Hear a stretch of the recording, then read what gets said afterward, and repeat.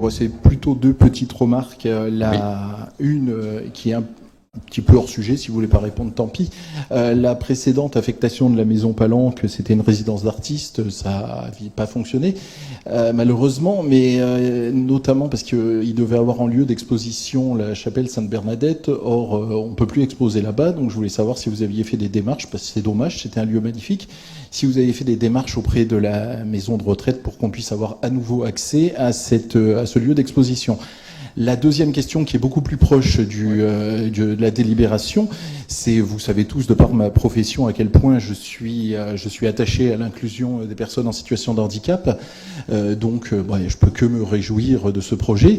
Ce qui veut dire qu'il y a deux nouveaux projets en ville qui incluent des personnes en situation de handicap. Donc il y a celui-ci sur la place Antony-Mars, et il y en a un dans l'avenue de la Résistance, dans le bâtiment qui est actuellement en construction. Donc se pose la question de l'accessibilité. Donc bien sûr, on se réjouit de l'inauguration du château samedi. Enfin, il est accessible, c'est génial.